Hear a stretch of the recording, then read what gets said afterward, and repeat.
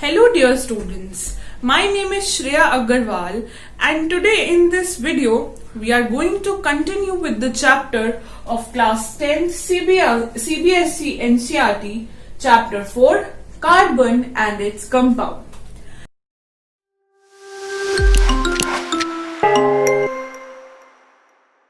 So in the previous lecture, we came across certain questions like what is carbon and what is its importance. और हमने देखा कि carbon में कौन सी bonding होती है, covalent bonding. We further get into the discussion कि covalent bonding क्या होती है और कार्बन में कोवेलेंट बॉन्डिंग क्यों होती है. So to get a better understanding of the topic, let us see a few examples in which there is covalent bonding. Okay. So here are some examples of covalent bonding. पिछले lecture में हमने पढ़ा था कि जब electron pair share होता है तो जो बॉन्डिंग होती है उसको क्या कहते हैं, covalent bonding. So in a few molecules like H2, O2, N2, covalent bonding is seen. Here I have drawn few structures, right? Now, through the medium of these electron dot structures, let us see how covalent bonding is done. So here are the two atoms of hydrogen and they have one valence electron. So now both of these hydrogen atoms share their one electron and make this a pair, right? And this shared pair forms the bond.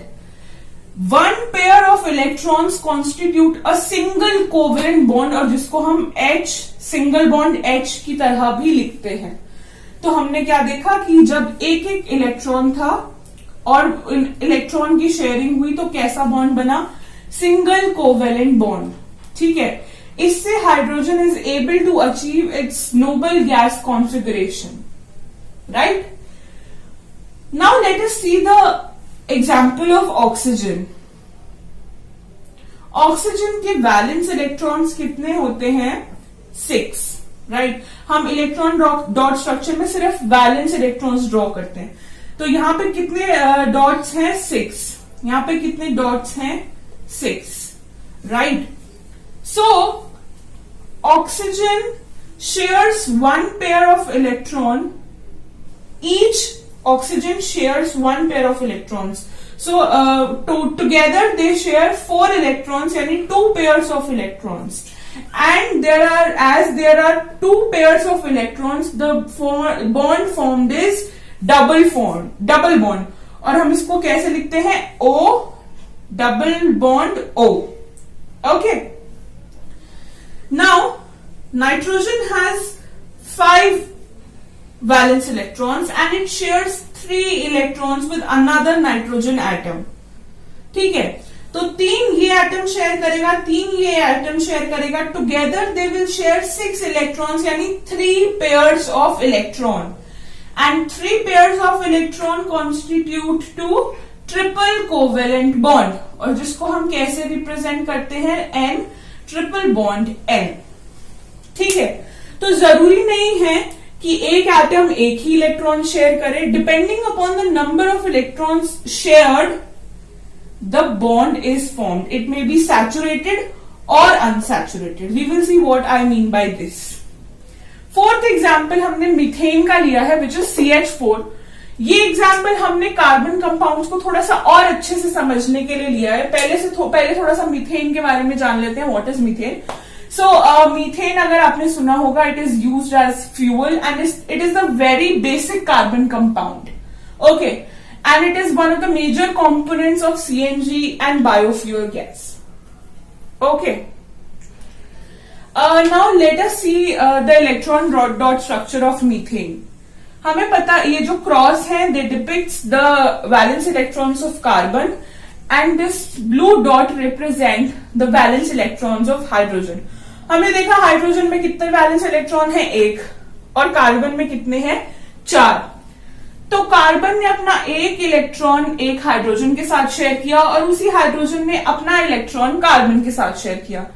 तो यहाँ पे कौन सी bonding हो गई, covalent bonding, एक electron pair share हुआ तो यहाँ कौन सा बॉन्ड बना, सिंगल बॉन्ड, राइट। सिमिलरली उसने एक और हाइड्रोजन के साथ ऐसे ही बॉन्ड बनाया, एक और एक और, टोटल उसने 4 हाइड्रोजन के साथ सिंगल कोवेलेंट बॉन्ड बनाया एंड इट क्या बना हमारे पास, CH4 यानी कि methane. So I hope with these few examples you will be able to understand that how we draw the electron dot structures and how covalent bonding is done. If one pair is shared, then it is single covalent bond. If 2 pairs are shared, then it is double covalent bond. And if 3 pairs are shared, it is triple covalent bond. Okay.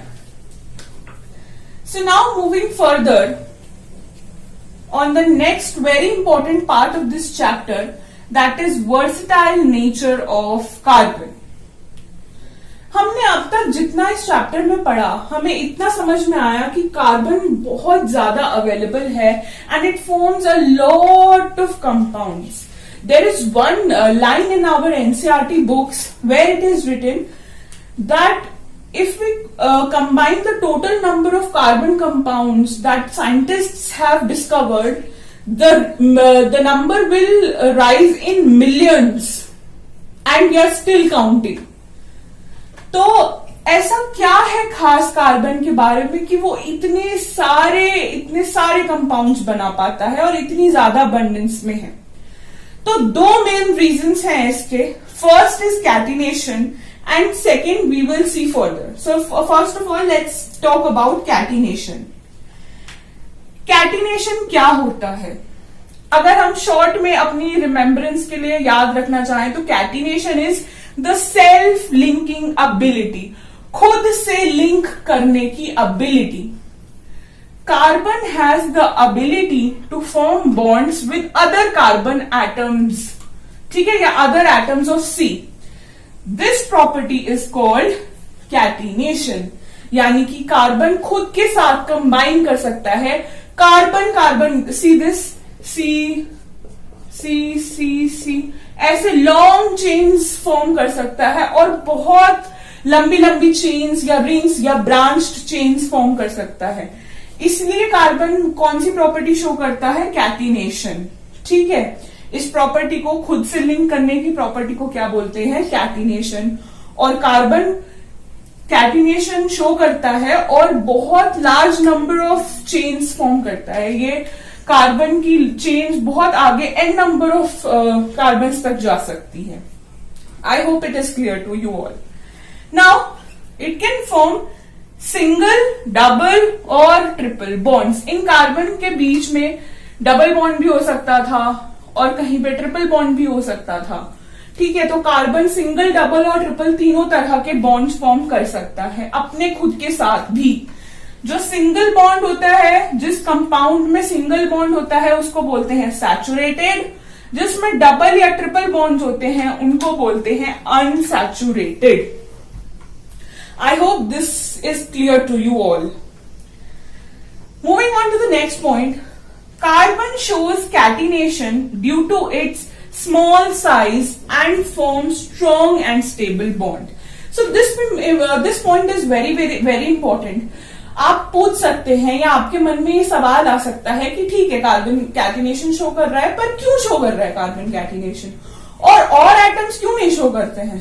तो सबसे basic reason ये है कि carbon का size बहुत छोटा है. हमने देखा था ये बात कि कार्बन का साइज बहुत छोटा है और कार्बन के छोटे साइज की वजह से ये दूसरे कार्बन एटम्स के साथ एक बहुत स्ट्रॉन्ग बॉन्ड बना लेता है और इसीलिए ये रिएक्ट नहीं करता और स्टेबल रहता है.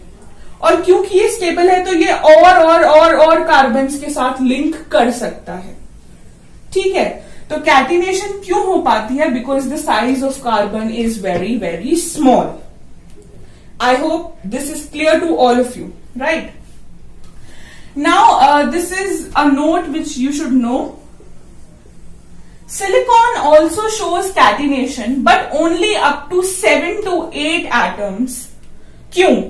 As the bond is weak and compounds are very reactive. ठीक है, तो सिलिकॉन कुछ हद तक कैटिनेशन शो करता है, पर सिलिकॉन का साइज बड़ा होने की वजह से उसके जो बॉन्ड्स बनते हैं वो बहुत स्ट्रांग नहीं होते, और इसीलिए सिलिकॉन बहुत जल्दी रिएक्ट कर जाता है और वो चेन बहुत जल्दी ब्रेक हो जाती है. So I hope this much part is clear to you all. In the next lecture, we will get to know about the second point regarding the versatile nature of carbon. Thank you.